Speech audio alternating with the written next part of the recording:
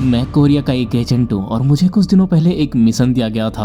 Words no तुम्हारी target, क्योंकि यहाँ पर होने वाली सारी अफीम की तस्करी के पीछे इसी का ही हाथ है और इसका सर मेरे कदमों में डालने का काम मैं तुम्हें देता हूँ। और ये मिशन पाने के बाद मैं उसे मारने के लिए निकल तो जाता हूँ, लेकिन मुझे क्या पता था मैं जिसका शिकार करने जा रहा हूँ वो कोई इंसान नहीं बल्कि एक राक्षस है।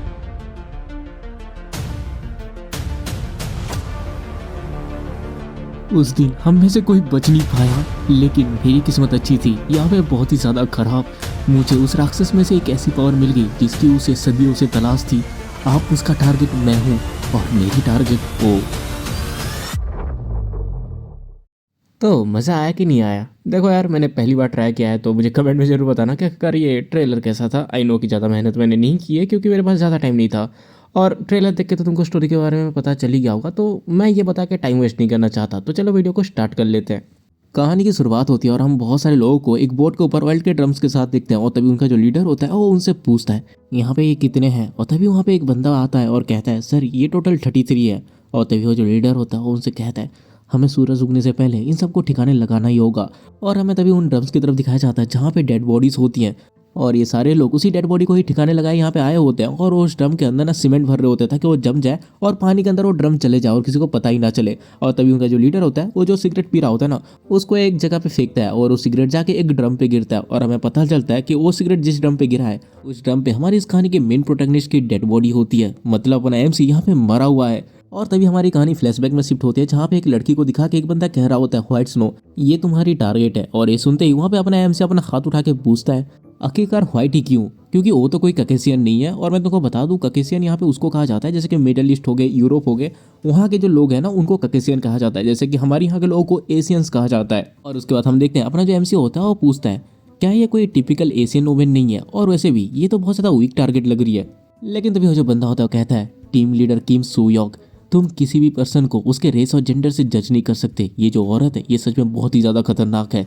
आना नानायामा, जिसको कि स्नो वाइट के नाम से जाना जाता है, ये याकुजा की लीडर है। और हम यहाँ पे नानायामा को देखते हैं जो कि एक लड़की को कहती है नीचे झुको, और वो उसको ना अपने पैरों के पास झुका के कहती है इसे टेस्ट करो। और एक पल के लिए मुझे भी वही लग रहा था जो तुमको अभी लग रहा है, और भी इसके एक्सप्रेशन देख के कि आखिरकार ये अपनी कौन सी बाबा जी की बूटी इसको टेस्ट करवा रही है।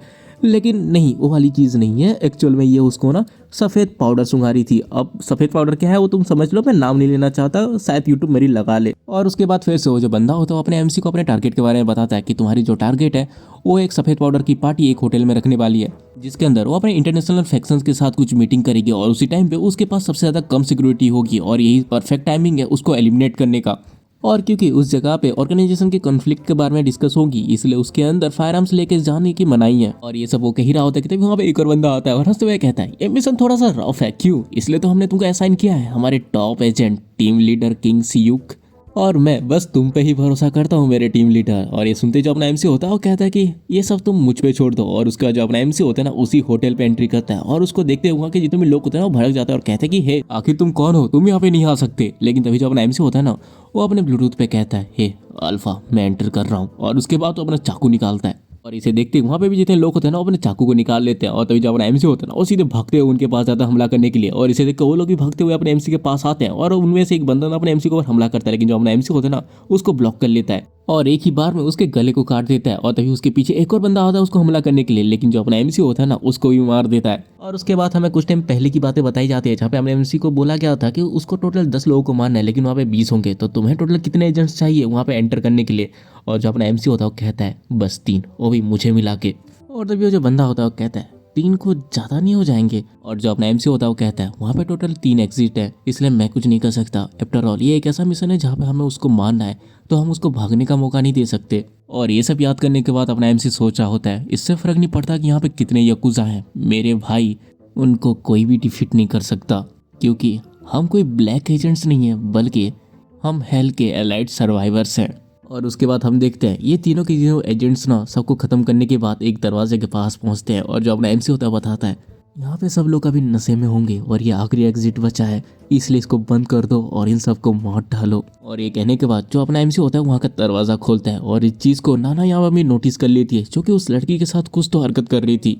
और तभी अपना एमसी जैसे ही अंदर आता है ना वो शॉक हो जाता है, और तभी उसका जो एक साथी होता है ना एजेंट, वो कहता है लेकिन बॉस यहाँ पे तो हर कोई मरा हुआ है पहले से ही। और हम देखते हैं वहाँ पे ना हर एक बंदा मर चुका होता है, वहाँ पे कोई जिंदा नहीं होता, बस लाशें ही पड़ी होती हैं। और ये देखते ही अपना एमसी कहता है जल्दी से टारगेट को ढूंढो और हाँ एंट्रेंस को पहले बंद करो। और ये सुनते ही उसके जितने भी एजेंट्स होते हैं ना वो पहले उस दरवाजे को बंद कर देते हैं। और दरवाजे के बंद होते ही वहाँ पे लाइट्स चल जाती हैं और आवाज आती है दरवाजे पे कौन है, तुम लोगों ने तो एंट्रेंस को बंद ही कर दिया। और इसे देख के जो अपना एमसी होता है ना वो पूरा कंफ्यूज हो जाता है। और तभी जो नाना वहाँ होती है ना वो एक डेविल से स्माइल देके कहती है अब तुम क्या करोगे। और जैसे ही अपना एमसी नाना यामा को देखता है वो शौक हो जाता है क्योंकि नाना यामा के हाथ में उसी पहले वाली लड़की की मुंडी होती है जिसको कि उसने उखाड़ दिया होता है। और वो कहती है क्या मुझे तुमको मार डालना चाहिए। और इसे देख के तो अपना एमसी भी सोच रहा होता है एक पल के लिए मुझे ऐसा लग रहा था कि क्या मैं अपने भाइयों को लेके यहाँ से भाग पाऊंगा।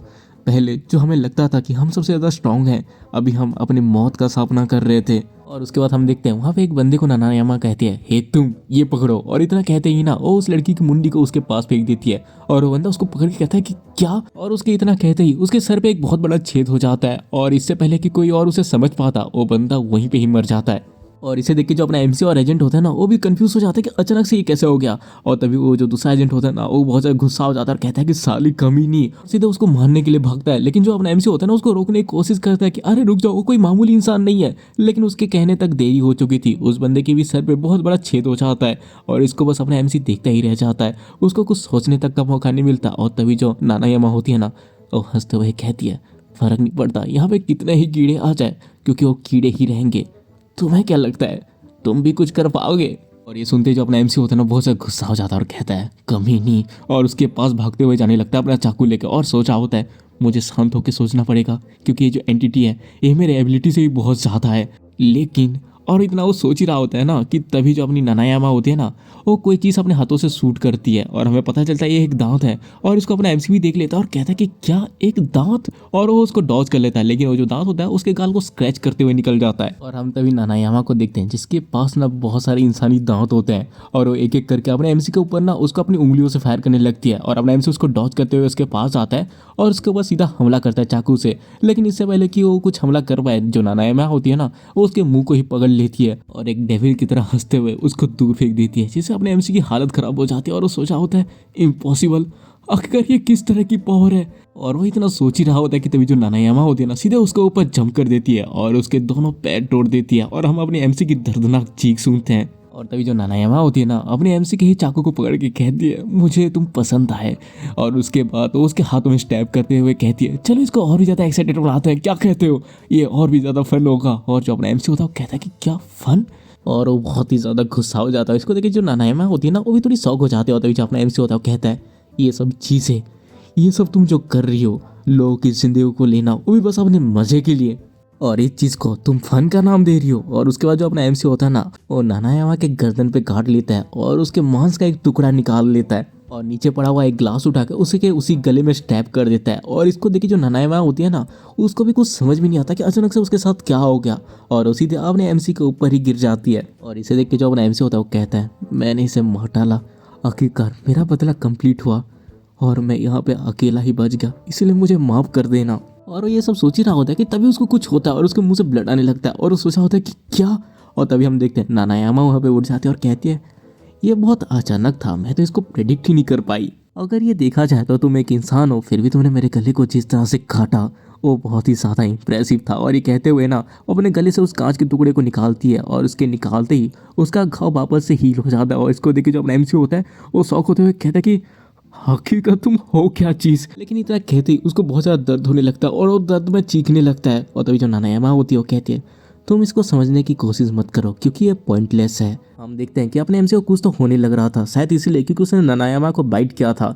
और इसलिए कि जो नानायामा होती है वो कहती है मैं उम्मीद करता हूँ कि तुम इसको करना मैनेज कर पाओगे। और अपना एमसी जो होता है ना उसको बहुत ज़्यादा दर्द हो रहा होता है, वो दर्द में कर्रा रहा होता है लेकिन वो वहीं पर मर जाता है। और इसको देखिए जो नानायामा होती है ना वो डिसअपॉइंट होकर कहती है हाँ कितना पैथेटिक है। और वो ये कह ही रही होती है कि तभी वहाँ का दरवाज़ा खोल के कुछ लोग आते हैं और एक बंदा कहता है कि बॉस क्या आप ठीक हो। लेकिन इसको देख के जो नानायामा होती है ना वो गुस्से में उसका भी सर उड़ा देती है और बाकी लोगों से कहती है ये जो डेड बॉडीज़ हैं इनको साफ करो। हम लोग जापान वापस जा रहे हैं। और उसके बाद हमें वापस से प्रेजेंट का सीन दिखाया जाता है जहाँ पे जो अपना एमसी है ना वो ऑयल के ड्रम से सीधा उठ जाता है और इसको देख के वहाँ के लोग शॉक हो जाते हैं और कहते हैं कि आखिर ये क्या है। और ये सुनकर के जो बॉस होता है वो कहता है ओ क्या हुआ, क्या देख रहे हो ऐसे। और उसके बाद तो अपने एमसी को देखता है और हंसते हुए कहता है अरे यार तुम चिंता मत करो, मैं पक्का श्योर हूँ कि ये मर चुका है।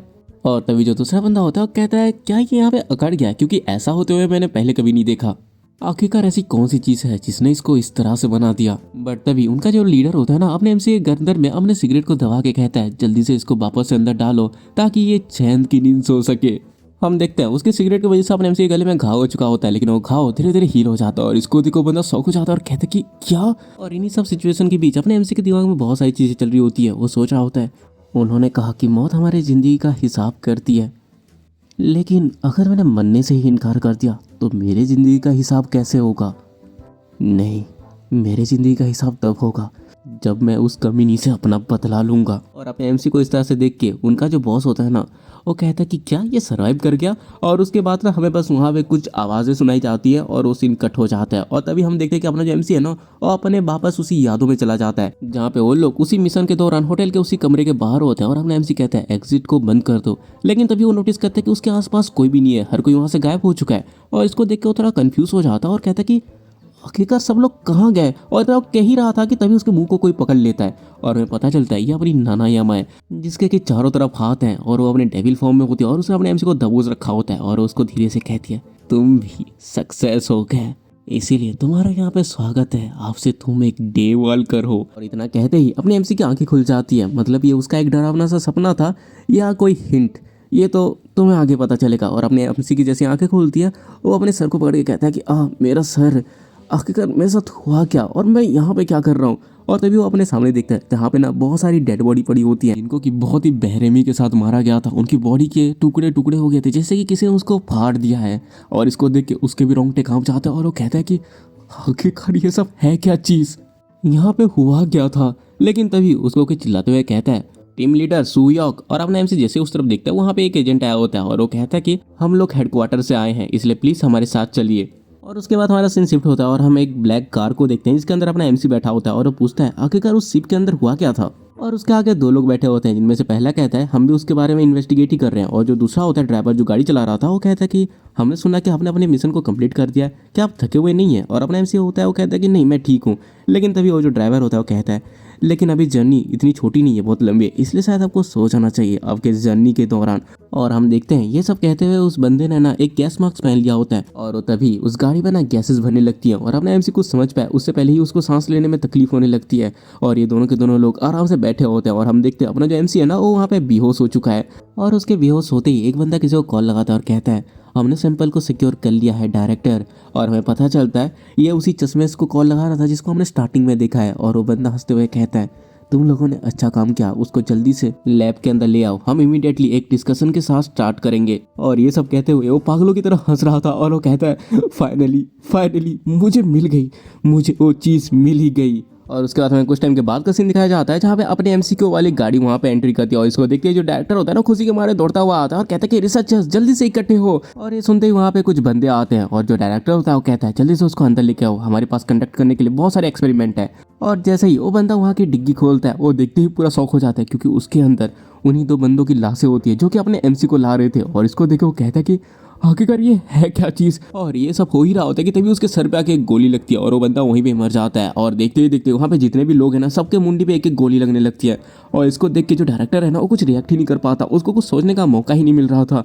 लेकिन जैसे ही देखता है कि उसके सामने जितने लोग हैं सारे ही मर चुके हैं वो कहता है कि आखिरकार यहाँ पे हो क्या रहा है। और उसके बाद उसको जैसे ही रियलाइज़ होता है कि भाई वो यहाँ पे सेफ नहीं है तभी वो देखता है कि उस गाड़ी में से कोई उतरता है। और उसको देखते ही जो डायरेक्टर है ना उसकी तो पूरी हालत ही बदली हो जाती है और डरने लगता है और वो सीधे भागते हुए कहता है सारी यूनिट जल्दी से इकट्ठे हो और इसको एलिमिनेट करो। और हम देखते हैं वहाँ पे जो अपना एमसी होता है ना बड़े स्वैग के साथ अपने गन को रिलोड करते हुए आता है। और तभी अपने एमसी के पास बहुत सारे लोग भागते हुए आते हैं लेकिन जो अपना एमसी होता है ना हर किसी के सर पे गोली मार के उसको मार रहा था। और तभी एक बंदा ना उसके ऊपर हमला करने के लिए आता है चाकू से, लेकिन जो अपना एमसी है ना उसके हाथ को पकड़ के उसके कोहनी को ही गोली से उड़ा देता है। और तभी अपने एमसी के पास और दो बंदे भागते हुए आते हैं जिसमें से एक बंदा उसके ऊपर अटैक करता है लेकिन अपना एमसी उसको डॉज कर लेता है और उसके हाथ से चाकू को छुड़ा के दूसरे बंदे को गोली से मारता है। और उसका जो दूसरा बंदा है ना उसके भी गर्दन में वही चाकू उतार देता है और इसी तरह से वो ब्रूटली हर किसी को मार रहा था। लेकिन तभी तभी अपने एमसी को कुछ रियलाइज होता है और उसके कुछ सोचने से पहले ही उसके सर पे आकर गोली लगती है।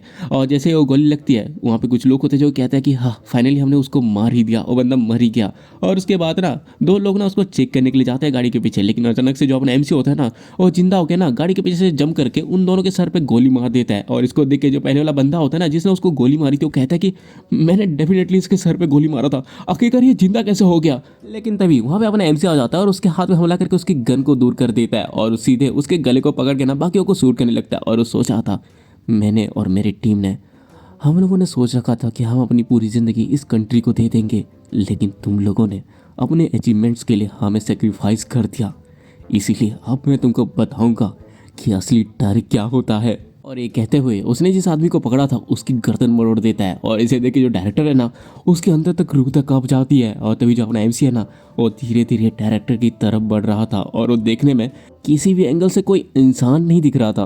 और वो सोच रहा होता है 2 बार या शायद 3 बार, पता नहीं मैं कितनी बार मर चुका हूँ, मुझे ये नहीं पता कि मेरी बॉडी को क्या हो गया है, लेकिन एक चीज़ कन्फर्म है कि मैं एक एजेंट हूँ जिसको कि इन्फॉर्मेशन गैदर करनी है और अपने एनिमीज़ को मारना है। और ये कहते हुए वो डायरेक्टर की तरफ ही बढ़ रहा होता है उसको मारने के लिए। और जो डायरेक्टर होता है वो कांपते हुए कहता है कि प्लीज़ लीडर सीईओ प्लीज़ शांत हो जाओ, मैं तुमको हर एक चीज़ एक्सप्लेन करता हूँ, इसलिए तुम्हें ऐसे गुस्सा होने की कोई ज़रूरत नहीं है, मैं तुम्हारी अगली प्रमोशन में तुम्हारी मदद कर सकता हूँ, इसलिए प्लीज़ उसको नीचे कर दो। लेकिन तभी जो अपना एमसी होता है ना अपने गन से उसके पैरों पे शूट करता है और जो डायरेक्टर होता है वो बहुत जोर से दर्द में चिल्लाता है। और अपना एमसी उसे तभी कहता है चुप हो जाओ, बस मेरे सवाल का जवाब दो, आखिर तुमने मेरे साथ क्या किया है। और ये सुनते ही जो डायरेक्टर होता है वो कांपते हुए कहता है कि ऐसा लग रहा है कि तुम्हें कुछ गलतफहमी हो गई है, इसलिए मेरी बातों को आराम से सुनो। लेकिन तभी जो अपना एमसी होता है ना उसके दूसरे पैर पे भी गोली मारता है और इसे जो डायरेक्टर होता है फिर से दर्द में चिल्लाता है और अपना एमसी उसे कहता है फालतू की बकवास करना बंद करो। और जो डायरेक्टर होता है वो कहता है अगर तुम मर भी जाते हो तब भी तुम जिंदा हो जाते हो और तुम्हारे जो घाव है वो भी बहुत ज़्यादा सडनली हील हो जाते हैं। क्यों, मैं सही कह रहा हूँ ना। और जो आनायमा है उसके भी सबॉर्डिनेट के भी कुछ ऐसे ही हाल है। और वो लोग जिनके पास ये पावर्स हैं वो जापान के टॉप पे पहुंच चुके हैं। और ये सब चीज़ शायद टेक्नोलॉजी की वजह से पॉसिबल है और हमें भी वो टेक्नोलॉजी पाना था। और जब अपना एमसी होता है पूछता है तो आखिरकार तुमने एजेंट्स को क्यों भेजा। और तभी जो डायरेक्टर होता है बोलता है हमने बहुत सारे लोगों को भेजा था, लेकिन वो लोग किसी इन्फॉर्मेशन को लाने के बजाय वो मर जा रहे थे, इसीलिए हमें कोई भरोसे वाला इंसान चाहिए था और इसीलिए तुम्हें चूज़ किया गया। उस औरत ने जैसे ही कोरिया पे एंट्री की वैसे ही वो ये टेक्नोलॉजी लेके आई थी, इसीलिए अब तुम्हें किसी भी डेंजरस मिशन पे डरने की ज़रूरत नहीं है, तुम्हें कभी भी इंजरी नहीं होगी। इसीलिए अब से तुम बहुत ही ज़्यादा हार्डवर्क करना टीम लीडर सियुक, और उसके बाद तुम एक हीरो बन जाओगे। और इतना कह ही रहा होता है कि तभी जो अपना एमसी होता है ना उसके हाथ में गोली मारता है और जो डायरेक्टर होता है वो कहता है कि मैंने तुमको हर एक चीज़ बता दी तब भी तुम मुझे क्यों शूट कर रहे हो। और तभी जो अपना एमसी होता है वो कहता है तुम बात कर रहे हो हीरो बनने की, जबकि कुछ टाइम पहले तुम मुझे एक टेस्ट सब्जेक्ट की तरह यूज़ करने वाले थे। क्या तुम्हें पता भी है कि आखिरकार वो कमीनी चुड़ैल कौन है। अगर लगातार यहाँ पे मौतें हो रही थी तो तुम्हें उसके बारे में ज़्यादा इन्फॉर्मेशन जुटाना चाहिए था, लेकिन तुम्हारी लालच की वजह से वो सारे के सारे मर गए। मेरे कलीग्स, उनको बचाया जा सकता था, वो बच सकते थे। लेकिन तभी जो डायरेक्टर होता है वो कहता है चलो ये कह लेते हैं कि तुम्हारे पास स्ट्रेंज एबिलिटीज़ हैं और वो साले यकूजा कमीने कहीं के वो भी लोग हैं, राइट। और तुमने तो कहा था कि तुम किसी इंसान से हार नहीं सकते, और क्या ये तुम्हारी जॉब नहीं थी। और वो लोग मरे थे क्योंकि वो लोग मिशन पे थे, उनको पता था कि वो मरने वाले हैं। और इसके अलावा हमने उनकी मौत पे उनको मेडल्स भी दिए हैं, तो आखिरकार तुम मेरे साथ इस तरह की हरकतें क्यों कर रहे हो कमीने। और इतना सुनते ही अपना एमसी खींच के उसके मुंह पे एक लात मारता और कहता है बहुत हो गया, अब तुम्हारे मुंह से एक वर्ड नहीं निकलनी चाहिए, अब मैं तुमको वो दर्द महसूस कराऊंगा जो कि उन एजेंट्स ने महसूस किया था। और इतना कह के वो अपने चाकू को निकालता है और उसके पास आते हुए कहता है ये रात तुम्हारे लिए बहुत ज़्यादा दर्दनाक होगी। और उसके बाद वो उसके ऊपर जैसे ही हमला करता है ना तभी उसके चाकू में कोई गोली मारता है, जैसे वो चाकू ना वहाँ से हट जाता है और देखता है बहुत सारी गाड़ियाँ वहाँ पे आ चुकी हैं और कोई चिल्लाए कहता है अपने हथियार को डाल के सरेंडर कर दो। और इसे देख के जो डायरेक्टर होता है चिल्लाते हुए कहता है तो मैं बुलाने के बाद भी तुम्हें यहाँ पे आने में इतना टाइम कैसे लग गया। और हम देखते हैं वहाँ पे ना बहुत सारे कमांडोस आ जाते हैं और अपने एमसी के सामने गन ताने बैठ जाते हैं। और इसको देख के जो अपना एमसी होता है वो सोचा होता है ये बहुत ज़्यादा डेंजरस है, मुझे जल्दी से कवर ढूंढना पड़ेगा। और ये सोच के वो किसी कवर की तरफ भागने ही वाला होता है कि तभी वो लोग ना ओपन फायर कर देते हैं अपने एमसी को ऊपर और अपने एमसी को बहुत सारी गोलियां लग जाती है और वो वहीं पे ही गिर जाता है। इसे देख के जो डायरेक्टर होता है वो हंसने लगता है और कहता है देखो अपने आप को, तुम बस अपने आप को बड़ा और ऊंचाई दिखा सकते हो, लेकिन तुम्हें बस करना ही क्या था, तुम्हें बस बंधे रखा, हमें जिंदगी भर अपना ब्लड ही देना था खुशी खुशी। लेकिन अभी अपने आप को देखो, तुम रीजनरेट भी नहीं कर सकते। और इसी तरह से ही मैं उन सारे कमीने याकुजास को मारूंगा, उनको मैं अपने फायर पावर से ही नीचे करूंगा। और इस तरह का वो हंसता रहता है और कहता है टीम लीडर सियुक तुमने अच्छा काम किया। बट तभी वहाँ पे एक लड़की आती है जो कि अपने मुंडी को नीचे करके कहती है हे क्या ये सियुक है। और ये सुनते ही जो वो डायरेक्टर होता है वो उसकी तरफ देख के कहता है कि क्या। और तो वो जो लड़की होती है वो कहती है स्क्वाड लीडर 7 आयाका, ये वही याकुजा है जिसके बारे में तुमने अभी मेंशन किया। और ये सुनते ही जो डॉक्टर होता है चिल्लाए कहता है इसका भी नहीं कोई मार डालो। और उसके इतना कहते ही जो आयका होती है ना उसे जंप कर देती है उनके पीछे। और वो जितने भी कमांडोस होते हैं वो समझ नहीं पाती कि अचानक से आ कैसे की। और वो लोग जैसे ही पीछे पलटते हैं ना वैसे ही आयका उन सबको मारना चालू कर देती है। वो हर किसी के हाथ पैर गर्दन किसी सब्जियों की तरह काट रही थी। और तभी ना बहुत सारे लोग उसके ऊपर फायर करते हैं, लेकिन जो आयका होते हैं ना इसको देख लेती है और अपने स्वॉर्ड से ही उन सारे बुलेट्स को ही ब्लॉक कर लेती है। और इसको देख एक सोल्जर सोचा होता है कि क्या बुलेट के अगेंस्ट बस स्वॉर्ड्स, आखिर ये पॉसिबल कैसे है। और ये सब वो सोच ही रहा होता है कि जब भी आयका आके ना उसके भी गले को काट देती है। और इसी तरह से वो हर एक कमांडो के टुकड़े कर रही थी। और तभी ना पीछे से एक बंदा ना उसके पास स्नैपिंग करके एक गोली चलाता है, लेकिन जो आयका होती है ना उसको भी महसूस कर लेती है और उसको अपने स्वॉर्ड से दो टुकड़े में काट देती है।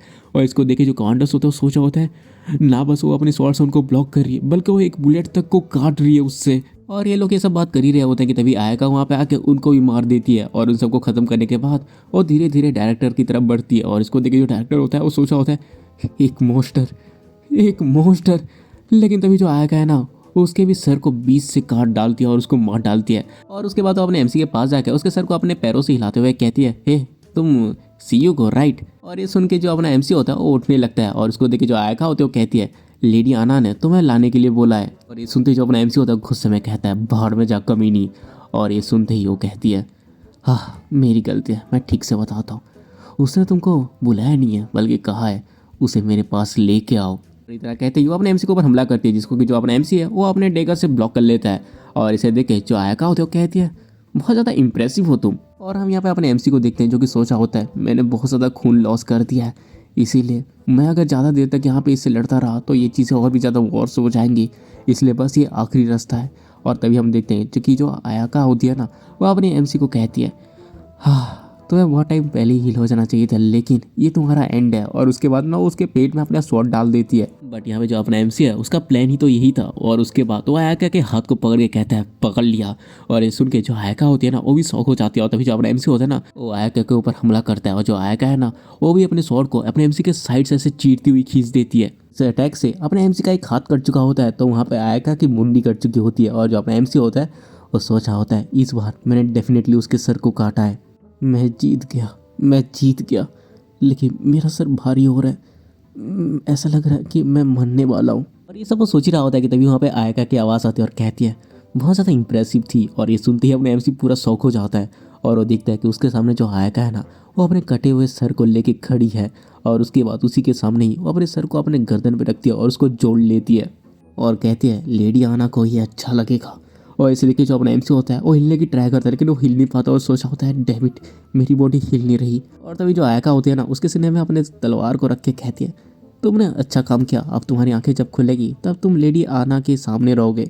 और उसके बाद तो उसके सीने में अपने तलवार को घुसा देती है और कहती है तुम्हें अब से थोड़ा शांत होना चाहिए, क्योंकि तुम्हारी जो ब्लड सप्लाई है वो कट हो चुकी है, लेकिन तुम स्टिल फिर भी कॉन्शियस हो, इसीलिए इससे पहले कि देरी हो जाए हमें वापस चलना चाहिए। लेकिन तभी वो देखती है कि जो अपना एमसी है ना वो खड़ा हो जाता है। और उसको देख के वो कहती है क्या तुम अभी भी खड़े हो सकते हो। उसका जो अपना एमसी होता है ना वो उसकी तरफ ना हमला करने के लिए जाता है। और इसको देख के जो आयका होती है वो कहती है हाँ ये सब स्ट्रगल करना पॉइंटलेस है। और वो अपने एक ही स्विंग से अपने एमसी का हाथ काट देती है और कहती है अगर तुम इसी तरह से करते रहे तो तुम्हारे सारे के सारे। और ये वो कही रही होती है कि तभी जो अपना एमसी होता है ना उसके मुंह पे एक पंच मारता है, जिससे जो आयका है वो पीछे हट जाती है। और वो देखती है कि अपने एमसी तो अपने कटे हुए हाथ को रिजनरेट कर लिया है। और वो उसके बाद दोबारा से उसके ऊपर हमला करता है, जिससे जो आयका होती है ना बाल बाल बचती है, लेकिन उसके हाथ में फिर भी स्क्रैच लग जाता है।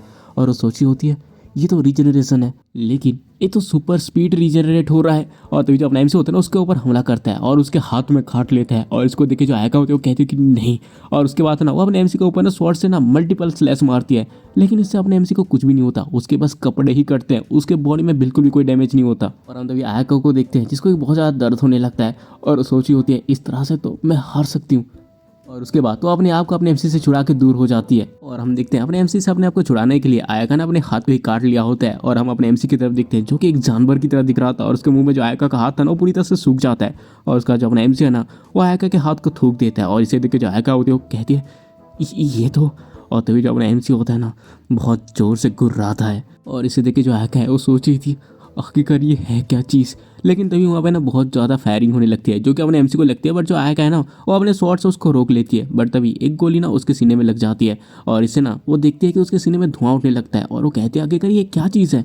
और तभी वहाँ पे ना कुछ लोग आते हैं जो कि आयका और अपने एमसी को खेल लेते हैं। और वहाँ पे एक लड़की चलते हुए आती है और कहती है हेवन के फादर, मैं इन दोनों को आपके पास भेज रही हूँ। और वो ये सब कहते हुए एक स्माइल दे रही थी। और इनको देखे जो आयका है वो सोच रही थी साले कमीने कहीं के। और तभी वो लड़की कहती है सूट करो। और इतना सुनते ही वहाँ पे जितने भी लोग थे ना, सारे के सारे अपने एमसी और आयका के पैरों में सूट करते हैं, और जिससे वो लोग घुटने के बल आ जाते हैं। और तभी वो जो लड़की होती है वो कहती है रुक जाओ, उसको जाके चला दो। और इतना सुनते ही वहाँ पे जितने भी लोग होते हैं ना, अपने पीठ में से एक सूटकेस जैसा निकालते हैं और उसके अंदर से कुछ क्रॉसबोस निकालते हैं। और उसके बाद वो अपने एमसी के बॉडी में ना बहुत सारे तीर मारते हैं। और वो तीर कोई मामूली नहीं थे, क्योंकि वो जैसे ही अपने एमसी के बॉडी में घुसते हैं, अपने एमसी के बॉडी से धुआं निकलने लगता है। और उसके बाद तो जो लोग होते हैं ना, वो अपने एमसी को ना बिजली के झटके देने लगते हैं, जिससे अपना एमसी बहुत जोर से चिल्लाता है।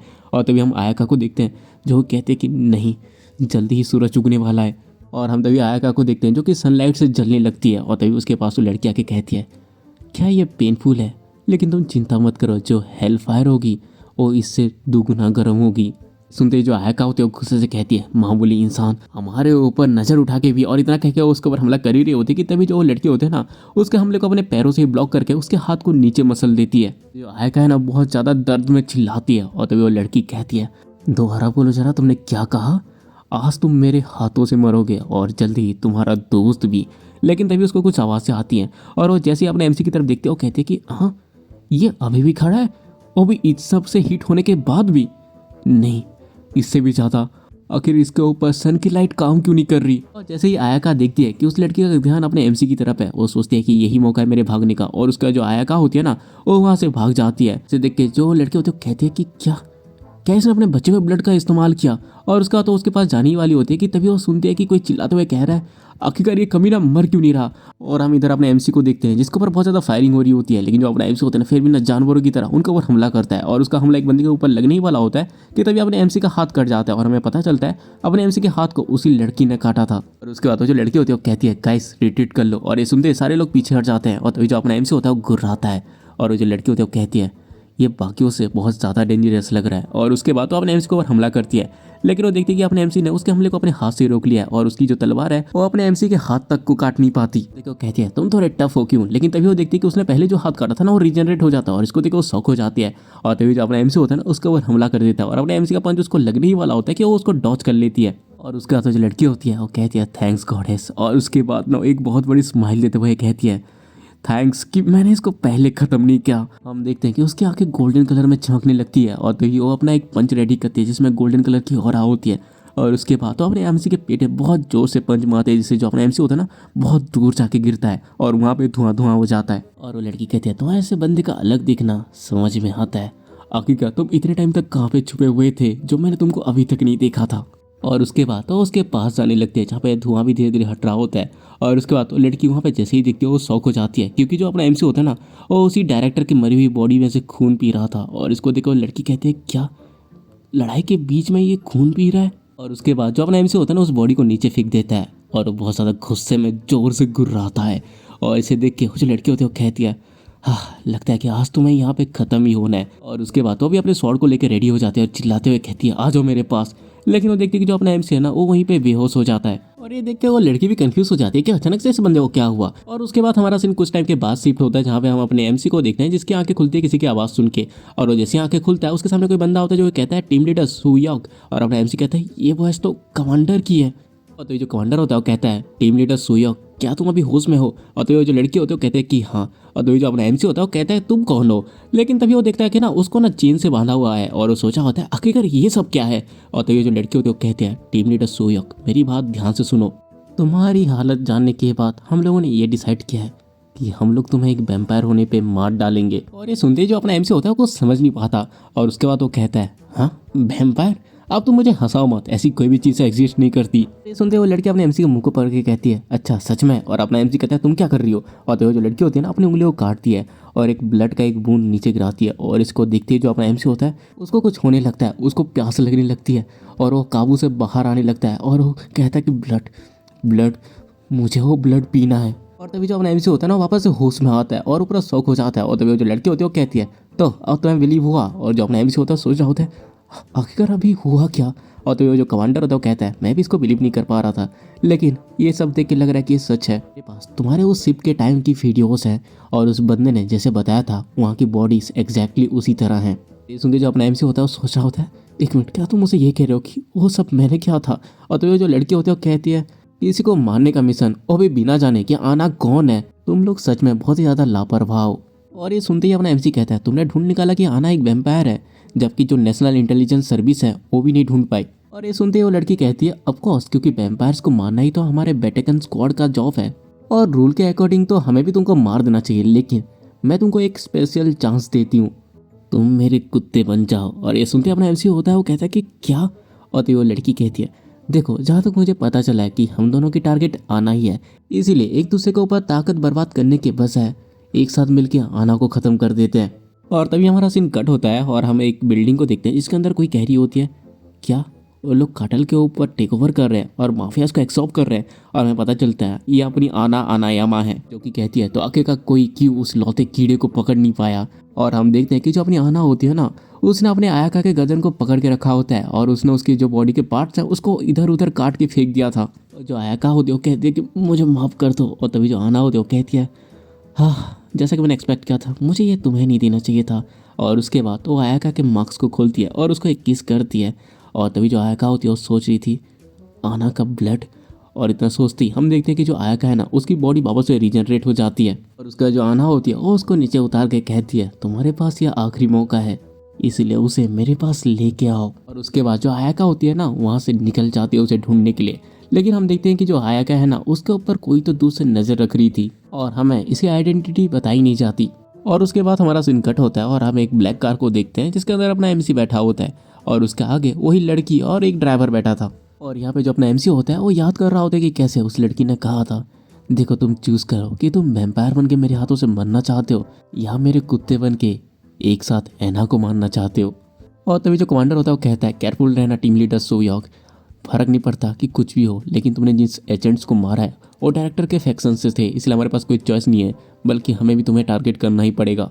और अपना एमसी ये सब सोच ही रहा होता है कि तभी वो जो लड़की होती है वो कहती है, तुम्हारे एक्सप्रेशन सब कुछ कह रहे हैं, मुझे पता है कि ये बिलीव करना बहुत ज़्यादा मुश्किल है कि तुम एक वैम्पायर बन चुके हो। तभी जो अपना एमसी होता है वो उससे पूछता है, अगर तुम मुझे यहाँ पे क्यों लेके आई। और तभी वो जो लड़की होती है वो कहती है, देखो, अगर मैं तुमको यहाँ पे लेके नहीं आती तो सारे के सारे फैक्शंस तुम्हारे ऊपर टारगेट करते, और इसी वजह से ये बेहतर नहीं है कि हम दोनों एक साथ मिलके एक साथ बदला ले लें। और ये सुनते जो अपना एमसी होता है वो कहता है, क्या तुम मुझ पर भरोसा करती हो। और ये सुनते वो लड़की कहती है, ऑफ कोर्स, बिल्कुल भी नहीं, मेरे लिए बस इतना ही काफ़ी है कि मेरे दुश्मन का दुश्मन मेरा दोस्त है। और ये सब वो कह रही होती कि तभी वो लोग उस जगह पे पहुंच जाते हैं और वो कहती है, देखो, हम पहुंच गए हमारा मेन बेस। हम देखते हैं कि वो एक चर्च होता है और अपना एमसी पूछता है, ये तो एक पवित्र जगह है और क्या ये बस एक चर्च नहीं है। और वो लड़की कहती है कि नहीं। और उसके बाद ना वो लोग वहाँ पे उनके जो बाकी लोग हैं उनको उतार देते हैं और लड़की अपने एमसी को लेकर निकल लेती है। और जो अपना एमसी होता है वो कहता है कि क्या हमें यहाँ पे नहीं रुकना। और जो लड़की होती है वो कहती है, देखो, हमारा डेस्टिनेशन ये नहीं है, क्योंकि ये जो जगह है यहाँ पे बहुत सारे सीक्रेट आर्टिफैक्ट हैं जिससे इसको प्रोटेक्ट किया गया है, इसलिए तुम इसके अंदर नहीं जा सकते। और जो अपना एमसी होता है वो कहता है, तो फिर। और वो लड़की कहती है, देखो, भले तुम हमारे स्क्वाड का मेंबर ही क्यों ना बन गए हो, लेकिन अभी भी तुम आना के एक शिकार हो, और इसीलिए मैंने ये क्लासिफाई किया है कि तुम एक स्पेशल केस हो, और डिसाइड किया कि मैं तुमको खुद से ही संभालूंगी। अगर मैं तुमको दूसरे वर्ड्स में बताऊं तो आज से तुम मेरे साथ रहोगे। उसके बाद वो एक फ्लैट के अंदर जाते हैं और वो कहती है, ये जो होटल है ये स्क्वाड से रिलेटेड है और ये हमें लोकेशन प्रोवाइड करती है और कोई भी रिकॉर्ड्स पीछे नहीं छोड़ती। और उसके बाद वो जो लड़की होती है ना, वो बेड में बैठती है और कहती है, हाँ, जबकि मैं अभी इसके बारे में सोच रही हूँ तो हमने एक दूसरे को प्रॉपरली तरीके से इंट्रोड्यूस नहीं करवाया। मैं मेंबर हूँ वेटिकन सीक्रेट स्क्वाड की और मेरा नाम है मिरर। और उसका जो अपना एमसी होता है वो भी अपना नाम किंग सुयोंग बताता है। और उसके बाद जो मिरर होती है उससे कहती है, तुम्हारे पास बहुत सारे सवाल होंगे, तुम मुझे आराम से पूछ सकते हो। और तभी जो अपना एमसी होता है उससे पूछता है कि मुझे वैम्पायर्स के बारे में बताओ। और ये सुनते ही जो मिरर होती है वो कहती है, तो ऐसा लग रहा है कि तुमने इसको एक्सेप्ट कर ही लिया। वैम्पायर्स ये जब तक इंसानों का खून पीते रहेंगे तब तक ये कभी मर नहीं सकते। वो बहुत ही ज़्यादा फिजिकल एबिलिटी पोसेस करते हैं जो कि इंसान से बहुत ज़्यादा है, जबकि कुछ वैम्पायर्स ऐसे हैं जिनके पास यूनिक एबिलिटी है और उनमें से ज़्यादातर एंशिएंट वैम्पायर्स के ब्लड से बने हैं। और अभी के टाइम पे आना उनमें से बस लौती ही बच्ची है। और ये सुनते अपने एमसी को याद आता है कि उसने आना के गर्दन पे काटा था और ये शायद उसी के लिए हुआ है। और उसके बाद वो मिरर से पूछता है कि हम उसको कैसे मारें। और मिरर बताती है कि वैम्पायर सनलाइट पे जाते ही जल के मर जाते हैं, लेकिन तुम्हें छोड़ के। और शायद यही रीज़न है जिसकी वजह से आना तुम्हें टारगेट कर रही है और तुम इसको एक तरह से अपना एडवांटेज की तरह ले सकते हो, क्योंकि हम इससे एक अपॉर्चुनिटी क्रिएट करेंगे आना को कन्फ्रंट करने की। इसलिए तुम्हें स्ट्रांग होने की ज़रूरत है और इसमें हम तुम्हारी मदद करेंगे। तो क्या तुम्हें अब समझ में आया क्या आखिरकार मैं तुम्हें यहाँ पे क्यों लेके आई हूँ। और ये सुनते ही जो अपना एमसी होता है वो कहता है कि हाँ, मैं भी अच्छी तरह से समझ चुका हूँ कि तुम मुझसे डरती हो, क्योंकि मुझे सनलाइट पे कुछ होता नहीं है, इसीलिए मैं एक बुरा वैम्पायर बन सकता हूँ और मुझे ऐसे अकेला छोड़ना ये डेंजरियस है, और मुझे मार देना मतलब बहुत सारे अपॉर्चुनिटीज़ को खो देना। तुम मुझे पब्लिक का एनिमी बता के मुझ पे मॉनिटर कर रही हो, और जब तुम्हें लगे कि ये डेंजर है तब तुम मुझे हटा दोगी। इसी तरह से तुम्हारे पास खोने के लिए कुछ नहीं रहेगा। और ये सुनते ही जो मिरर होती है वो हंसते हुए कहती है, हाँ ऐसे ही तुम टॉप एजेंट नहीं हो, इन द एंड तुम एक स्टिल वेम्पायर ही हो, और ये तुम्हारे जॉब का ही बस पार्ट है एक स्क्वाड मेंबर के तौर पे। और ये बात भी सच है कि हमें आना को मानना है, और इसीलिए हमारा इरादा तुम्हें स्ट्रांग बनाने का है। इसीलिए अगर तुम्हारे पास और कोई कंप्लेंट्स हैं तो तुम मुझे आराम से बता सकते हो। लेकिन जो अपना एमसी होता है वो कहता है, मैं ऑलरेडी बहुत बार मर चुका हूँ, इसीलिए जब तक मैं आना को मार सकता हूँ तब तक मुझे किसी और चीज़ से कोई फर्क नहीं पड़ता। और इसके अलावा मेरा कोई इरादा नहीं है इतनी जल्दी हार मानने का। और ये सुनते ही जो मीरा होती है वो सोच रही थी, तुमने अपने ट्रू इंटेंशन को बिना कुछ छुपाए रिवील कर दिया, और इसके बाद भी तुम मुझे फॉलो करना चाहते हो, और तुम ये कह रहे हो कि तुम्हारा गोल बस बदला लेना है और कुछ भी नहीं है। मुझे तुम्हारी ब्लड लाइन पसंद आई, अब से तुम्हें टेम करने में बहुत ही ज़्यादा मज़ा आएगा। और ये कहते हुए वो एक स्माइल दे रही थी। उसके बाद जो मिरर होती है वो अपने एमसी से कहती है, चलो एक दूसरे को इंट्रोड्यूस करने का टाइम खत्म हो गया, ये खाने का टाइम है, इसलिए चलो मेरे गर्दन पे बाइट करो। और ये सुनते अपना एमसी शॉक हो जाता है और कहता है कि क्या तुम्हारे गर्दन पे बाइट करूँ, और इतने सडनली, आखिर तुम्हारा मतलब क्या है। और तभी जो मिरर होती है वो कहती है, तुम्हें पसंद हो या ना हो तुम भी एक वैम्पायर हो। नॉर्मली खून की कमी तुम्हारे मूवमेंट्स को रोक देती है, लेकिन तुम एक यूनिक तरह के ब्लड की तलाश में हो, और तुम इनोसेंट लोगों को मारना भी नहीं चाहते। और इतना सुनते ही अपना एमसी ना अपने जगह से उठता और मिरर के पास आने लगता है। और जो मिरर होती है वो कहती है, जल्दी से आके पी लो, मेरे गर्दन दुखने लगी है। और उसके बाद जो अपना एमसी होता है ना, उसी जाके ना मिरर की गर्दन पे बाइट कर लेता है और उसके खून को पीने लगता है। और जैसे उसके मुंह पे खून का टेस्ट जाता है वो पागल होने लगता है, और वो सोचा था ब्लड मेरे अंदर आ रहा है और मुझे और खून चाहिए, मैं तुम्हारा सारा खून पी जाऊंगा। और उसका खून पी रहा होता है कि तभी उसको आना नाना यामा की झलक आती है, जिसमें वो हंसते हुए कहती है, जैसा कि मैंने एक्सपेक्ट किया था, तुम थोड़े इंटरेस्टिंग हो। और ये आते ही अपना एमसी घबरा जाता है और वो मिरर को पीछे हटा देता है, और जो मिरर है वो बेड में गिर जाती है। और जो अपना एमसी होता है वो सोच रहा था, खून की प्यास, क्या यही वैम्पायर इंस्टिंक्ट है। ये सब वो सोच ही रहा होता है कि तभी जो मिरर होती है वो उठती है और कहती है, कल से तुम बहुत ही सब बिजी हो जाओगे, इसलिए तुम्हारे लिए बेहतर होगा कि तुम सो जाओ। और उसके बाद वो पीट करके वहाँ पे सो जाते हैं और कहती है, तुम्हारे लिए बेहतर होगा कि तुम कोई उल्टी सीधी हरकतें ना करो, नहीं तो मैं तुम्हें मार डालूंगी। और उसको देख के जो अपना एमसी होता है वो सोच रहा था, क्या मुझे हमेशा इसी तरह से ही ब्लड पीना पड़ेगा, वो भी हर दिन। हाँ, मैं कुछ भी करूँगा बदला लेने के लिए, भले ही मेरी बॉडी वैम्पायर ही क्यों ना बन जाए, लेकिन मेरे भाइयों मैं तुम्हारा बदला लूँगा, मैं उस कमीनी को हेल में पहुँचा के ही रहूँगा। उसका जो अपना एमसी होता है ना, वो भी बेड के ऊपर चढ़ के चुपचाप मिरर के बगल में सो जाता है। और हम यहाँ पे मिरर को देखते हैं जिसको कि नींद नहीं आ रही होती, और वो सोच रही थी, आखिरकार क्यों ये मेरे बगल में ही क्यों लेटा है। और वो बहुत ज़्यादा ब्लश कर रही थी और सोच रही थी, क्या तुम देख नहीं पा रहे थे कि तुम्हारे सामने ही एक और रूम है, और क्या मैंने ये बताया नहीं था कि वहाँ पे एक बेड भी है, लेकिन फिर भी ये मेरे बगल में सो गया। मैं बिलीव नहीं कर पा रही, एक सैंड के तौर पे एक मर्द का मेरे साथ सोना, ये बहुत ज़्यादा अजीब है। किम सू हक, मुझे नहीं पता था कि ये इस तरह का इंसान है, कैसा लीचड़ और कैसी गंदी सोच वाला इंसान है ये। उसका जो मिरर होती है ना, वो सोने का ट्राई करती, लेकिन वो सो नहीं पा रही होती, और सोची थी मुझे अपने मन को शांत करना होगा, मुझे शांत होना होगा। और उसके बाद ना वो प्रे करने लगती है ताकि उसका माइंड थोड़ा हल्का हो। लेकिन तभी जो अपना एमसी होता है ना, अपने हाथ को उसके पेट में रख देता है और धीरे धीरे ऊपर की तरफ लेने लगता है। और इसको देख के जो मिरर होती है बहुत ही ज्यादा शर्माने लगती है और बहुत जोर से चिल्लाती है। और उसके बाद हमारा सीन कट होता है और हम अगले दिन का सीन देखते हैं, जहाँ पे जो मिरर है वो अपने एमसी को बता रही थी कि आज मैं तुमको वैम्पायर्स को कैसे मारते हैं वो बताऊंगी। जैसा कि तुमको पता ही है, ऑर्डिनरी वेपन्स वैम्पायर्स के ऊपर काम नहीं करते। और हम इधर अपने एमसी को देखते हैं जिसका कि गाल सुझा हुआ होता है, मतलब रात को इसको अच्छा खासा प्रसाद मिला है। और तभी जो सिल्वर होती है वो बताती है, देखो करंटली 2 इफेक्टिव हुए हैं उनको मारने का, पहला सनलाइट जिससे वो जल जाते हैं, और दूसरा है सिल्वर जिसके नॉर्मल टच से ही उनको बर्निंग सेंसेशन होती है। इसीलिए सिल्वर को वेपन पे उनका गला काट देना या उनके दिल पे स्टैब कर देना, ये एक अच्छा तरीका है उन वैम्पायर्स को मारने का। और ये सुनते ही अपने एमसी को याद आता है उसकी और आया की फाइट, जहाँ पे उसने उसकी गर्दन तो काटी थी लेकिन वो मरी नहीं थी क्योंकि इसने नॉर्मल वेपन का यूज किया था। और तभी जो सिल्वर होती है वो कहती है, इनके अलावा और कोई भी तरीका नहीं है उनको मारने का, इसलिए अगर तुमको ट्रेनिंग से पहले कुछ सवाल है तो तुम पूछ सकते हो। और तभी जो अपना एमसी होता है वो कहता है, तुमने कहा कि तुम्हारा नाम मिरर है, नहीं कल रात के लिए मुझे माफ कर देना, मैं नींद में। और इतना कह रहा होता है कि तभी जो अपनी मिरर होती है ना उसके ऊपर हमला कर देती है, जिसको कि जो अपना एमसी है अपने हाथ से ब्लॉक करके कहता है, आखिर तुम ये कर क्या रही हो। और तभी जो मिरर होती है वो कहती है, अपनी बकवास बंद करो। तुम्हें अभी बेसिक्स की ज़रूरत है, इसलिए हम इसको इमीडिएटली स्टार्ट करेंगे। और तुम्हें अभी ज़रूरत है कॉम्बैट एक्सपीरियंस की, ताकि तुम नॉन ह्यूमन एंटिटी से लड़ सको। तुम्हें फ्यूचर के डुअल में तुमको मदद मिलेगी, तुम एक स्ट्रॉन्ग पर्सन बनोगे और स्पेशल फोर्स के मेंबर बनोगे। इसीलिए एक वैम्पायर के तौर पे अपनी स्ट्रेंथ को गैदर करो। इसीलिए अगर तुम समझ गए तो अपनी पोजीशन लो। और उसका जो मिरर है वो अपने एमसी के ऊपर हमला करती है, जिसको कि जो अपना एमसी है वो ब्लॉक कर रहा था। उसके बाद ये दोनों एक दूसरे के साथ लड़ने लगते हैं। और जो अपना एमसी है वो सोच रहा था, मैं ये बात मानता हूँ कि हम लोगों से ज़्यादा स्ट्रॉन्ग यहाँ पे कोई इंसान नहीं है, लेकिन मैं कुएं के अंदर का एक मेंढक हूँ।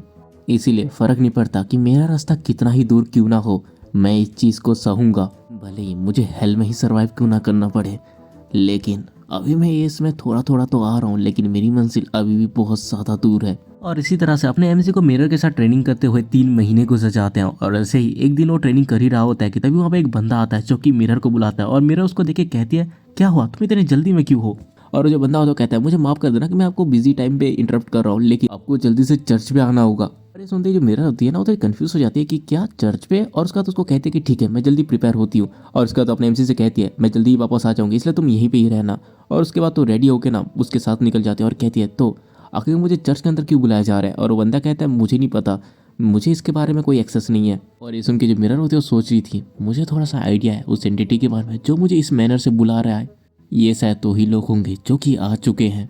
और उसके बाद ये लोग कार लेके निकल जाते हैं। और इनके ऊपर भी वही लड़की नजर रख रही थी जो कि पहले आयाका के ऊपर रख रही थी। और वो कहती है, फाइनली मैंने तुमको ढूंढ लिया, किम सुयोक। और उसके बाद हमारा सीन कट होता है और हम मिरर को देखते जो कहती कि हेलो, मैं हूँ बिशप मिरर, आज आपको कौन सी चीज़ इस चर्च में लेके आई है? और वो जो पर्सन होता है वो कहता है, आपसे मिलके बहुत ज़्यादा खुशी हुई बिशप मिरर, ये मेरे लिए ऑनर की बात है। आपके हार्डवर्क के लिए मैं आपको थैंक्स कहता हूँ, हम हमेशा आपके ग्रेटफुल रहेंगे। लेकिन फिलहाल के लिए ये जो फॉर्मेलिटीज़ है इसको स्किप करते हैं और सीधे मेन पॉइंट की तरफ आते हैं। तुम उसको लेके आई हो क्यों, उस वैम्पायर को? मैंने सच कहा ना? और उसके बाद हमारा सीन कट होता है और हम उस होटल को देखते हैं जहाँ पे अपना एमसी रुका है। उसके अंदर एक पर्सन आता है और वो काउंटर पे जाके कहता है, मुझे चेकिंग करना है।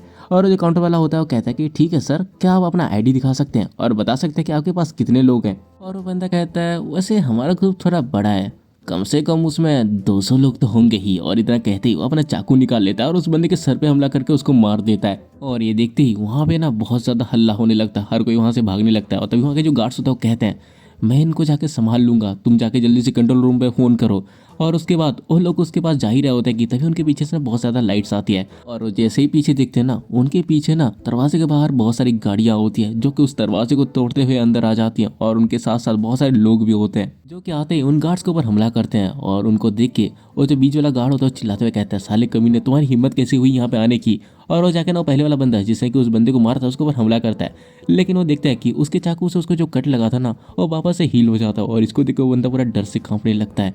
और तभी वो जो बंदा होता है वो इसको मार देता है। उसके बाद हमें कुछ टाइम के बाद का सीन दिखाया जाता है जहाँ पे ये लोग ना उन सबको मार देते हैं। और तभी वहाँ पे कोई बोलती है कि सीईओ के यहाँ पे आसपास ही होगा, उसको जल्दी से ढूंढो। और ये अपनी आयाका होती है जो कि कहती है उसको जल्दी से लेके आओ। और इतना सुनते ही वो सारे के सारे लोग अपने एमसी को ढूंढने के लिए निकल जाते हैं। और तभी जो आयाका है ना, अपने बगल में एक लड़की होती है, उसको कहती है, तुमने इसको ढूंढने में बहुत मेहनत की है, इसे जल्दी से जाके कंट्रोल सेंटर को डिस्ट्रॉय कर दो और उसके बाद हमें ज्वाइन कर लो।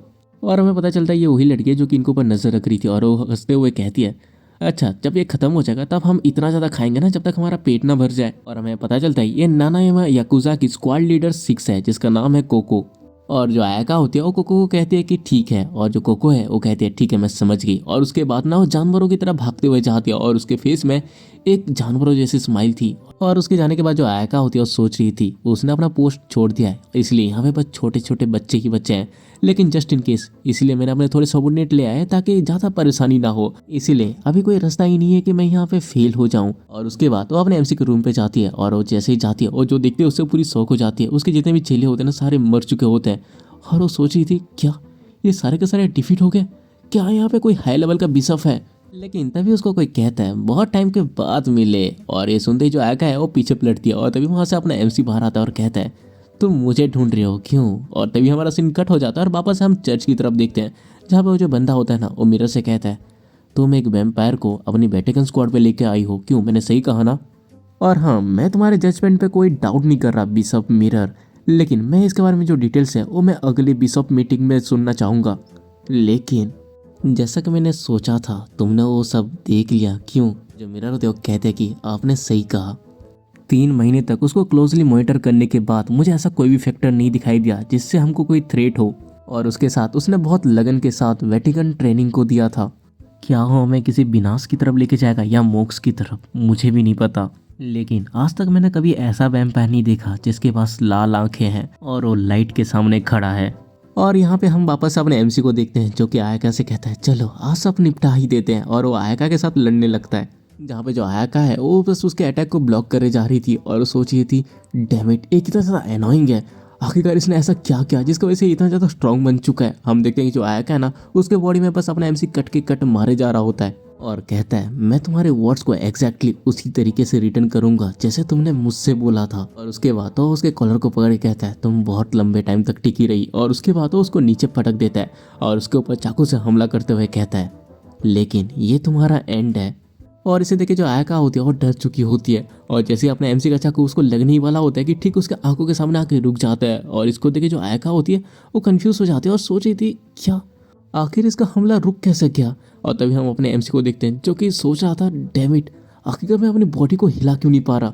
और तभी हम देखते हैं वहाँ पे एक लड़की आती है जो कि कहती है हंसते हुए सारे इकट्ठे हो जाओ, और उसके साथ 2 सांप भी होते हैं जिनमें से एक सांप एक बंदे को निकल रहा होता है। और तभी वो लड़की अपने एमसी से कहती है अच्छा तो तुम हो सुयोक, और हमें पता चलता है यह है स्क्वाड लीडर 5 जिसका नाम है कटरीना। और उसे देखे जो अपना एमसी होता है सोच रहा था क्या ये इस औरत की एबिलिटी है, फक। और तभी जो आयका होते हैं ना वो अपने एमसी के हाथों से छूट जाती है और कटरीना से कहती है कटरीना जल्दी करो और इसको अपने बस में करो। और जो कटरीना होती है वो कहती है शांत हो जाओ यार, इतनी जल्दी क्या है, वैसे भी मैं ये करने ही वाली हूँ।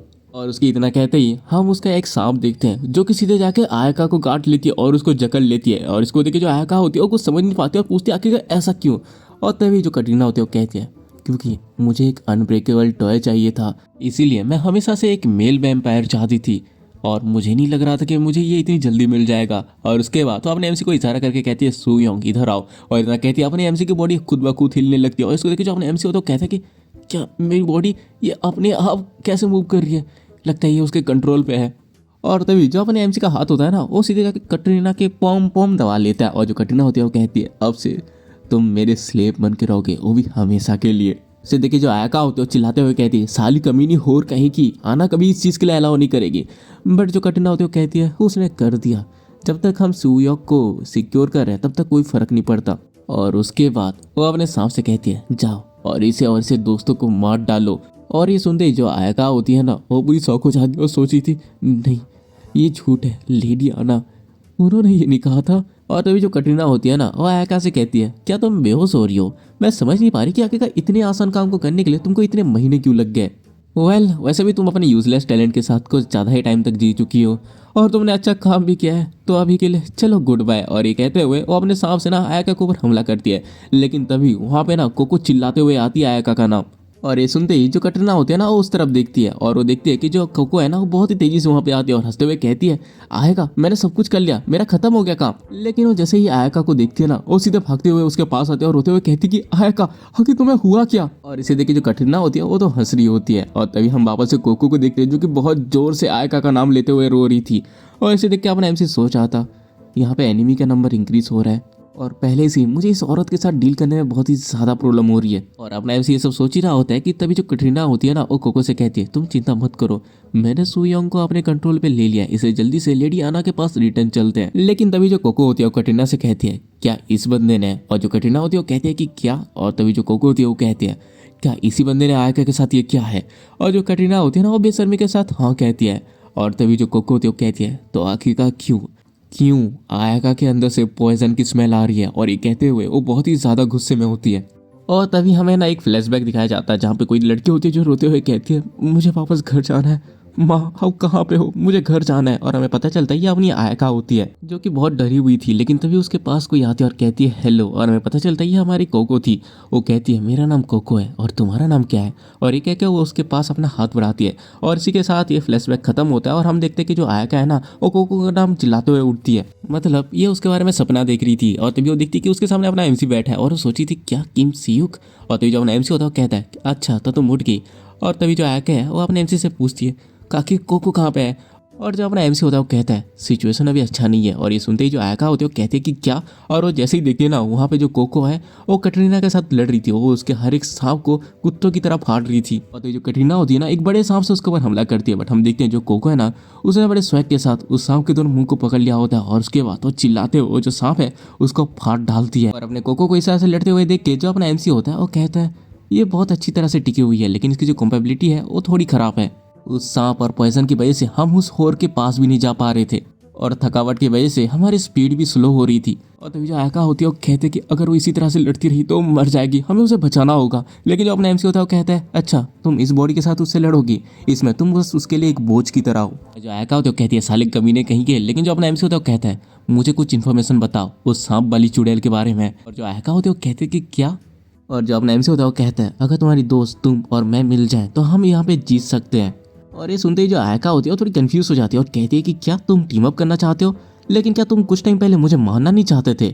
बट तभी जो अपना एमसी होता है वो कहता है लेकिन अभी के लिए यही बेस्ट ऑप्शन है। और जो आयका होती है वो कहती है बेतु की बातें करना बंद करो, आखिर मैं तुम्हारे ऊपर ट्रस्ट कैसे करूँ। और ये सुनते ही जो अपना एमसी होता है वो कहता है हाँ तब मेरे पास अब कोई ऑप्शन नहीं है। और उसके बाद वो अपने चाकू को निकालता है और हमला करता है और वहाँ पे हमें खून दिखाया जाता है और देन हमारा सीन कट हो जाता है। और हम कटरीना को देखते हैं जो कि सोची थी आखिर में मैंने जितना एक्सपेक्ट किया था उससे ज़्यादा पावर का यूज़ कर लिया और मैंने अपने कुछ ज़्यादा ही खून को वेस्ट कर लिया है, वो भी स्पेशली इस अनएक्सपेक्टेड फूल के ऊपर। आखिरकार ये है क्या, इसके ऊपर क्या मेरे पॉइजन का असर नहीं हो रहा। नहीं ऐसा नहीं हो सकता, ऐसा कोई रास्ता ही नहीं है कि इस कमीनी को मेरे पॉइजन को डिटॉक्सिफाई करना आता हो। और हम देखते हैं यहाँ पे जो अपनी कोको होती है ना उसने एक्चुअल में अपने सांस को रोक रखा होता है और इस चीज को कटरीना भी नोटिस कर लेती है। लेकिन तब तक देरी हो चुकी थी, अपनी जो कोको है ना वो खींच के कटरीना के पेट में एक पंच मारती है जिससे जो कटरीना है वो सीधे बिल्डिंग का कांच तोड़ते हुए बाहर गिर जाती है। और उसके जाते ही जो कोको है ना वो सांस लेने लगती है और वो कहती है हाँ अगर ये फाइट थोड़ी देर और चलती तो मैं अब तक मर चुकी होती। और उसके बाद वो आयका को ढूंढने लगती है और कहती है कि आयका आयका क्या तुम ठीक हो, तुम कहाँ पे हो। और उसे आयका दिख जाती है और वो कहती है मैंने तुम्हें ढूंढ लिया। और वो उसके पास जाने ही वाली होती है कि तभी उसका सर घूमने लगता है और वो नीचे गिर जाती है। उसको कुछ समझ नहीं आता कि आखिरकार हुआ क्या है। और तभी वो अपने पैरों की तरफ देखती है जहाँ पे छोटे से सांप ने उसको काट लिया था। और तभी कोको को आवाज आती है क्या मैंने उसे कुछ ज्यादा ही अंडर एस्टिमेट कर दिया। और वो देखती है कि वहाँ पे कटरीना वापस से आ चुकी थी अपने हाथ पैरों को सांप में बदल के। और वो कहती है हाँ तुम ये कह ही हो, इसका मतलब तुम दोनों कुछ ज़्यादा ही क्लोज हो। हाँ ये तो इंटरेस्टिंग है। और उसके बाद तो अपने छोटे छोटे सांपों को मिला के एक बड़ा सा सांप बनाती है और वो कहती है मैं मेक श्योर करूंगी तुम और तुम्हारी दोस्त जिसको तुम इतना डेस्परेट होकर ढूंढ रही थी वो हमेशा साथ रहो, वो भी मेरे पेट के अंदर। और इतना कहते ही वो सीधे कोको के ऊपर हमला कर देती है। लेकिन तभी उस सांप के ऊपर एक स्लैश लगता है जिससे उसके दो टुकड़े हो जाते हैं। और इसको देख के जो कोको होती है कुछ समझ नहीं पाती। और तभी हम देखते हैं वो अपनी आयका होती है जिसे ही कोको को बचा लिया था। और आयका को देख के जो कोको होती है ना बहुत ही ज्यादा खुश होकर आयका का नाम लेती है। और तभी हम कटरीना को देखते हैं जो कि सोची थी उसने उसको डिटॉक्सिफाई कर लिया, लेकिन ये जो पॉइजन है इसको बस आना और मैं ही न्यूट्रलाइज कर सकते हैं, तो आखिरकार कैसे। और तभी हमें कुछ टाइम पहले का सीन दिखाया जाता है जहाँ पे जो आयका होती है अपने एमसी से कहती है कि मैं तुम्हें भरोसा कैसे करूं। और जो अपना एमसी है वो अपने चाकू निकाल के हमला करता है, लेकिन वो हमला आयका के ऊपर नहीं करता बल्कि अपने हाथ में करता है। और इसे देखिए जो आयका होती है वो कहती है आखिरकार तुम ये कर क्या रहे हो अभी। और जो अपना एमसी होता है वो कहता है कुछ टाइम पहले मुझे किसी ने कहा था कि दुश्मन का दुश्मन दोस्त होता है और फिलहाल के लिए यही काफ़ी है। और तुम भी अभी बहुत ज़्यादा गुस्से में होगी क्योंकि तुमको अभी धोखा मिला है और उसके अलावा तुम अपने दोस्त को खोने के कगार पे हो। और ये फीलिंग मैं समझ सकता हूँ, इसीलिए ये लो मेरे ब्लड को जल्दी से पी लो। और अपने एमसी को देख के उसको ना पुराने टाइम की कोको की याद आती है जहाँ पे उसने भी उसकी तरफ ऐसे ही हाथ बढ़ाया था जब वो मुसीबत पे थी। और उसके बाद हम देखते हैं कि जो अपना एमसी होता है वो कहता है क्या तुमने इसके बारे में कभी सुना है कि सबसे ज़्यादा टेरिफाइंग पर्सन वो होता है जिसके पास खोने के लिए कुछ नहीं होता। और हम देखते हैं यहाँ पे अपना एमसी और आयका दोनों के दोनों रेडी हो जाती हैं लड़ने के लिए। तभी हमारा सीन शिफ्ट होता है और हम एक बंदे को देखते हैं जो कि भागते हुए चर्च में आता है और दरवाजा खोलते हुए कहता है बिशप मिरर बहुत ही ज़्यादा सीरियस सिचुएशन हो चुकी है, पता चला है कि बहुत सारे वैम्पायर्स होटल्स के ऊपर हमला कर चुके हैं। और ये सुनते ही जो मिरर होती है ना वो भी शॉक हो जाती है। और उसके बाद हमारा सीन वापस एमसी की तरफ शिफ्ट होता है जहाँ पे वो दौड़ते हुए कटरीना से लड़ने के लिए जा रहा होता है। और उसको आयका की बातें याद आ रही होती है जहाँ पे वो कहती है कि वो अपने बॉडी के पार्ट्स को सांप पे ट्रांसफॉर्म कर सकती है और उसके अलावा वो बाकी सांप को कमांड भी दे सकती है। और अगर उन सांपों ने तुम्हें काट लिया या उसके जहरीले धुएं को तुमने सूंघ लिया तब तुम्हारी जो बॉडी है वो पैरालाइज हो जाएगी और इसी तरह से तुम आसानी से उसके हाथों कंट्रोल हो जाओगे। लेकिन फॉर्चुनेटली वो जो जहरीली गैस है वो ज़्यादा देर तक नहीं टिकती, इसलिए हमें बस उसके और हमारे बीच में जो गैस का रास्ता है उसको बंद करना होगा। और ये सब सोचते हुए अपना एमसी हर एक सांप को काट रहा होता है और वो सोच रहा था लेकिन ये सांप खत्म ही नहीं हो रहे, ये लगातार आए ही जा रहे हैं। और उसके बाद बहुत सारे सांप फिर से अपने एमसी को और हमला करने के लिए आते हैं और अपने जो एमसी होता है उनके ऊपर अटैक करता है, लेकिन एक सांप उसके नाइफ को खा लेता है। और इसको देख के जो अपना एमसी होता है सोच रहा था क्या ये मेरे सिल्वर नाइफ को मेरे से दूर लेना चाहते हैं, और तो ये बहुत सारे सांप अपने एमसी के ऊपर हमला कर देते हैं। और क्योंकि हमारे एमसी का नाइफ उस सांप के मुंह पे फंस गया था इसलिए वो वहां से बच के जा भी नहीं पाता, लेकिन तभी वहां पे आयका आती है और अपने एमसी को बचा लेती है और कहती है क्या तुम यहाँ पे बस इसलिए मरना चाहते हो क्योंकि तुमने अपने सिल्वर नाइफ को खो दिया। वो अपने पावर का यूज अपने ब्लड को कंज्यूम करके कर रही है, और उसके बाद जो अपना एमसी है ना उसकी तरफ वो अपना स्वॉर्ड फेंक देती है और कहती है वो इसको इन्फिनाइट बार ग्रो नहीं कर सकती, उसका प्लान हमें थका देने का है, इसलिए मैं कुछ भी करके इन सांपों से लड़ लेती हूँ, तब तक तुम जाके कोको को बचाओ। और ये सुन के जो अपना एमसी होता है वो कहता है कि ठीक है समझ गया। और उसके बाद तो कोको के पास जाता है और कहता है मेरी बात ध्यान से सुनो कोको, अभी कुछ टाइम के लिए हम लोग दोस्त हैं, इसलिए मैं तुमको अभी डिटॉक्सिफाई करूंगा, और जैसे मैं तुमको करता हूँ उसके बाद तुम्हें तुम्हारी दोस्त और मेरी मदद करनी है, और यही लौता तरीका है हम लोगों के सर्वाइव करने का। और ये कहते हुए वो उसको अपना खून पिलाता है, और जैसे ही कोको के मुंह पे उसका खून जाता है उसका पॉइजन हट जाता है, और जैसे ही उसका पॉइजन हटता है वो अपने एमसी को एक पंच मारती है और उसके ऊपर जंप करके बैठ जाती है। और इसको देखिए जो अपना एमसी होता है वो कहता है कि अभी भी ये उसके कंट्रोल पे है, जबकि इसकी जो पॉइजन है वो हट चुकी है। बट तभी वो देखता है कि जो कोको है ना वो हंसते हुए कहती है आयका मैंने सुयोक को पकड़ लिया। और ये सुन के जो आयका होती है वो कहती है नहीं उसको नहीं पकड़ना, अभी हमें एक साथ मिलकर कटरीना को मारना है, इसलिए वो हमारी मदद करेगा। और ये सुनते ही जो कोको होते हैं वो कहती है क्या सच में, और उसके बाद तो अपने एमसी को छोड़ के आयका के पास चली जाती है। हम यहाँ पे कटरीना को देखते हैं जो कि उनके साथ लड़ते हुए सोची थी इन दोनों का यूज करके सुयो को ढूंढना एक अच्छा प्लान था, लेकिन मेरे पॉइजन को डिटॉक्सिफाई करके इनको मेरे ही खिलाफ यूज करना।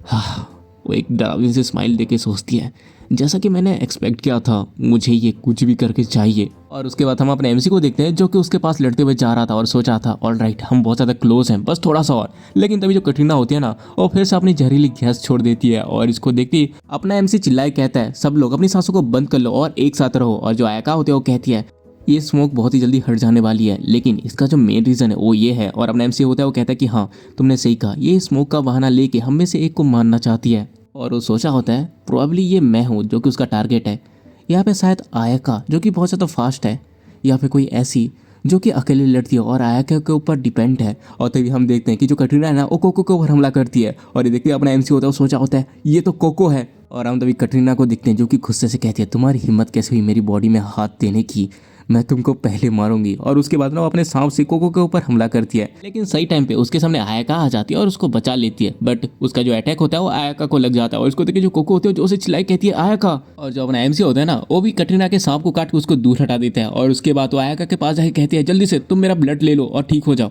हमारे पास ज़्यादा टाइम नहीं है, हमें जल्दी करना होगा। लेकिन तभी हम देखते हैं कि आयका को जो सांप काटा होता है ना वो छूट जाता है और नीचे गिर जाता है, और जैसे ही अपना एमसी उसे देखता है वो शौक हो जाता है। और जो कोको है वो भी उसको देखते ही कहती है नहीं ऐसा नहीं हो सकता आयका। और हम देखते हैं आयका के सीने में अपने एमसी का वही सिल्वर का चाकू होता है। और उसके बाद हमें आयका की यादें दिखाई जाती हैं, जब वो बहुत ज़्यादा छोटी थी तब उसकी मोम ने उसको बेच दिया था, और जो आयका है वो शौक के साथ उसको देख रही थी, और उसकी मोम कहती है मुझे माफ़ कर देना बेटी, लेकिन अब से तुम्हें इस इंसान की हर बात माननी है। और उसके बाद वो लोग उसे बेच देते हैं, जहाँ पे वो जो बंदा होता है वो आयका को उसकी मम्मी पापा के सामने लेके चला जाता है, जहाँ पे उसकी मम्मी और पापा को घंटा फर्क नहीं पड़ता था कि उनकी बेटी को कोई लेके चला जा रहा है। और उसके बाद वो लोग आयका को एक लैब में लेके जाते हैं जहाँ पे उसके जैसे बहुत सारे बच्चे थे, और वो लोग उससे कहते हैं देखो बच्चों मिलो तुम्हारे नए दोस्त से, इसका नाम है रेड, और आज से तुम्हें इसका अच्छा दोस्त बनना है। और उसके बाद हम देखते हैं उस सीरम को सबके अंदर इंजेक्ट किया जा रहा था, हर किसी के ऊपर दर्दनाक एक्सपेरिमेंट्स हो रहे थे।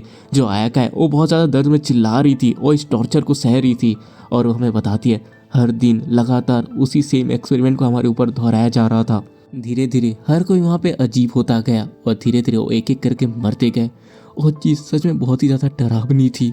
एक पल के लिए तो मैंने भी सोच लिया था कि काश मैं इनमें से एक होती, और इससे पहले कि मैं वहाँ पे घुट घुट के मर जाती तब तुम मुझे मिली। हम देखते हैं उसके सामने कोको होती है जिसके फेस में एक स्माइल होता है, और वो उसे कहती है मेरा नाम कोको है, तुम्हारा नाम क्या है। और तभी हम आयका को देखते हैं जो कहती है ये बहुत ज़्यादा फैसिनेटिंग थी कि आखिर तुम किस तरह से ऐसे हंस सकती हो, वो भी इस तरह के हेल पे, और यहाँ पे मैं हूँ जो कि तुम्हारे साथ अकेले अकेले हंसती थी। हर एक दिन वो दर्द वो हेल जैसी तकलीफ हमें सहना पड़ता था, लेकिन एंड पे हम लोग को सह लेते थे, वो भी एक दूसरे को सहारा देके। लेकिन छोटी सी खुशी भी ज़्यादा देर तक नहीं रुकती, हम दोनों को अलग कर दिया गया। और यहाँ पे हम देखते हैं जो कोको है बहुत ही ज़्यादा रो रही थी दूर जाने की वजह से, और तो जो आयका होती है चिल्ला के कहती है कोको, और वो अपने जैकेट को उसकी तरफ फेंक के कहती है तुम इसको पहने रखना, एक ना एक दिन मैं तुमको ढूंढ ही निकालूंगी। और ये सुनते जो कोको होती है ना वो भी एक स्माइल देके कहती है ठीक है। और उसके बाद कुछ साल निकल जाते हैं और हम आयका को देखते हैं जो कि अपने प्रिजन को तोड़ के निकल आती है कोको को ढूंढने के लिए, और वो उस जगह पहुंच जाते हैं जहाँ पे कोको है, और वो अपने जैकेट को पहचान लेती है और कहती है कि कोको, और वो उसके पास जाती है। और कहती है तुम जिंदा हो, मैंने कभी नहीं सोचा था कि मैं तुमको दोबारा देख पाऊंगी। उसके बाद उसको जैसे वो पलटती है वो देखती है कि कोको पूरा पागल जैसी हरकतें कर रही है। और जो कोको होती है वो कहती है लेकिन तुम हो कौन।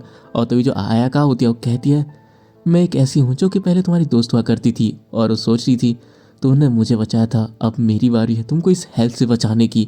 उसके बाद हम दोनों उस हेल्थ से निकल आए, लेकिन हम देखते हैं कि वो दोनों कहीं पे खड़े होते हैं और कोई कहती है क्या बस इतना ही। और भी कुछ लोग होते हैं जो बात कर रहे होते हैं। हाँ सही है, एक साइड फिजिकली अनस्टेबल है तो दूसरी साइड में मेंटली अनस्टेबल है। हमें पता चलता है ये लोग आना और बाकी वेम्पायर्स के सामने खड़े होते हैं, जहाँ पे जो बाकी वेम्पायर्स होते हैं वो हंसते हुए कहते हैं हाँ आखिर तुम्हें ह्यूमन से क्या डिफरेंस बनाती है, क्यों, और आखिर हम तुम्हें जिंदा ही क्यों रखें। और जो दूसरी वेम्पायर होती है वो कहती है क्या हम इन्हें मार नहीं सकते। और तो जो आयका होती है वो हमें बताती है उस दिन से हमारी दूसरी हेल की लाइफ स्टार्ट होगी।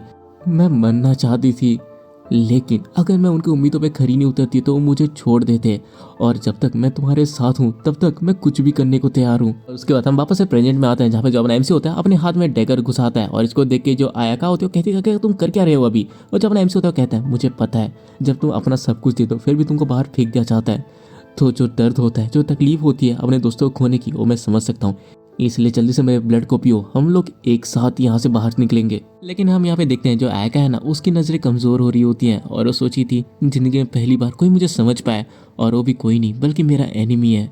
मैंने सर्वाइव करने के लिए पता नहीं मेरे हाथ कितनी बार गंदे किए हैं, अगर सोचा जाए तो मुझे पता था कि क्या सही है लेकिन फिर भी मैं कुछ नहीं कर पाई। लेकिन अगर ये तुम हो। और उसके बाद तो अपने एमसी को बुलाती है अपने पास और उसे धीरे से कुछ तो कहती है जो कि हमें बताया नहीं जाता। और अपना एमसी जैसे ये सुनता है वो थोड़ा शौक होता है, लेकिन तभी जो आयका होती है उसे किस कर लेती है। और उसका जो आयका होती है वो एक स्माइल के साथ कहती है थैंक यू। और उसके बाद वो कोको को छू के कहती है बिल्कुल मत रो। हम देखते हैं जो कोको है ना वो बहुत ज़्यादा रो रही थी, लेकिन जो आयका होती है वो कहती है तुम बिल्कुल ही मत रो, हम लोग हमेशा साथ रहेंगे। और ये कहते ही एक प्यारी सी मुस्कुराहट के साथ वो धूल में बदल जाती है और यहीं पे ही आयका का एंड हो जाता है। और हम कोको को देखते हैं जो कि बस आयका का नाम ले रही थी, आयका आयका, लेकिन आयका तो धूल बन चुकी है, वो मर चुकी है, इसलिए वो कुछ जवाब नहीं दे पाती। और हम कोको को देखते हैं जो कि पूरी तरह से टूट चुकी होती है, वो बहुत जोर से आयका का नाम लेके पागलों की तरह रोने लगती है। और इसी के साथ ये जो एपिसोड है ये खत्म हो जाता है। देखो यार ये एक न्यू सीरीज है जिसके पास 20 ही चैप्टर आए हैं और इस बार मैंने इसके 10 चैप्टर को एक्सप्लेन किया है, और इसका जो अगला एपिसोड है वो भी मैं 2-3 दिन के अंदर अपलोड कर दूंगा, इसलिए तुम चिंता मत करो, इसका अगला एपिसोड जल्दी ही आ जाएगा। तो चलो अब कुछ कहने को नहीं बचा। अगर तुमको वीडियो पसंद आई है तो तुमको पता है क्या करना है, लाइक मारो, सब्सक्राइब मारो, प्यार से कमेंट कर दो, और जितना हो सके उतना वीडियो को शेयर करो, और हो सके तो मुझे इंस्टाग्राम पे भी फॉलो कर लो। तो चलो मिलते हैं अगली वीडियो में, तब तक के लिए बाय।